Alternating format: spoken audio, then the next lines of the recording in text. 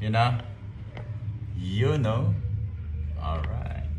Ito yung acoustic na Morris. Japan made. Kung makikita nyo, 19... wala nga. Siguro 1975. F15. Ito, dinarsahan ng kliyente ko for setup at the same time magpakabit ng pick-up.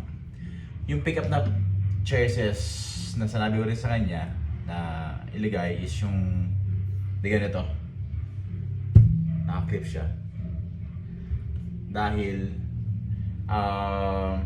sa iba kasi kung makikita mo kung mag-i-install yung iba binubutasan dito, ano lang kumbaga protected na lang din sa kahoy ng acoustic kasi medyo matagal na rin siya.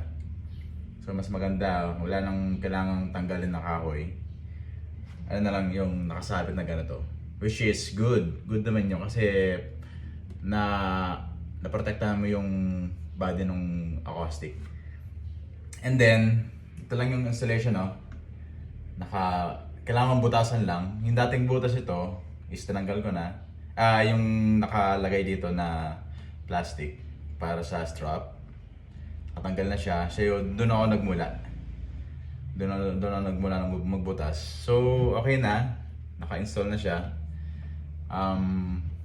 Simple lang yung pagkaka-install kahit nga kayo kaya nyo. Basta meron kayong right tools. Bango. So yan, no? Ang strings nga pala nito, binili siya na bumili nun yung Vico. Which is okay naman, pero medyo may katigasan lang yung strings. Lalo na doon sa may part ng 6 strings.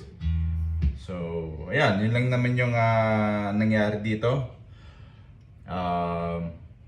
Adjustment yung neck kasi matagal na nga itong gitarang ito.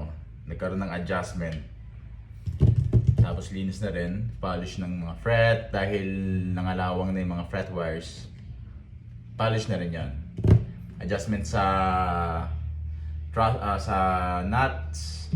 Hindi pa siya masyadong matataas pa yung narito pag nagtitipas ko. Key of F, masakit. So ngayon okay na.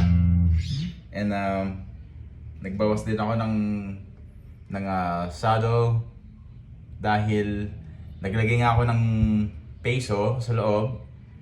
So nagkaroon ng height. So kailangan mag-adjustment din sa saddle. Yun lang naman yung nangyari dito sa acoustic na to. Okay na may kinalabasan. Tapos yan, maganda no, mukhang bago pero tagal na to. Japan made talaga to Morris. May mga Morris na made in Singapore. Okay naman siguro pero hindi ko lang din siguro trip yung ngayon Morris. Mas maganda yung dating Morris na from Japan talaga. Kasi meron din akong Morris. Kung makikita mo yun. Alright, yun.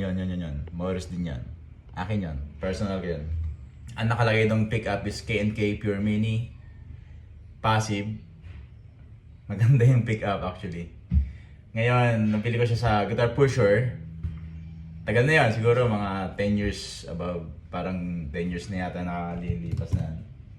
Magandang tumunog yung K&K. So, ito. Subukan natin. Ito yung pickup.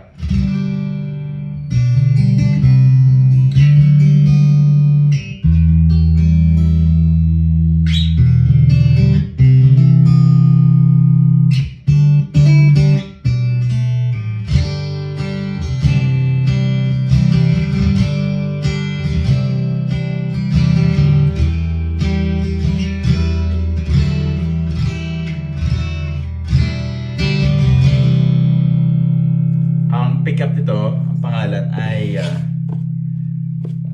ito. Baka magustuhan nyo. Madali na siya kabit tapos maganda pa yung response ng pyesa niya tsaka yung system niya. Maganda siya. Pangakasig talaga. May pangalawang beses na ako nagkabit ng ganito. Yung una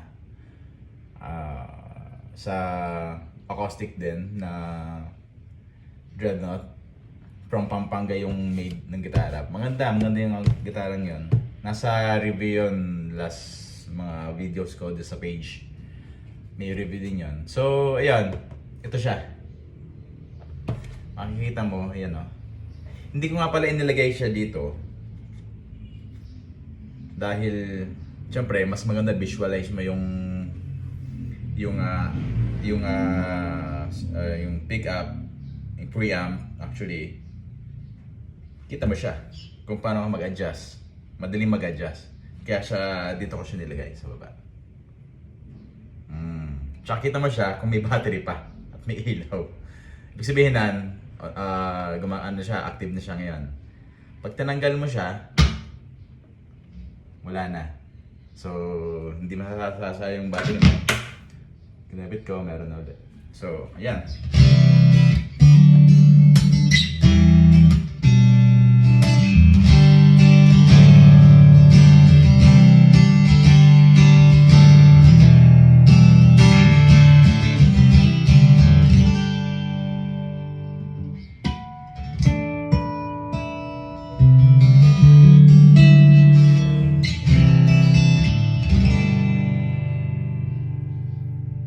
Ayun.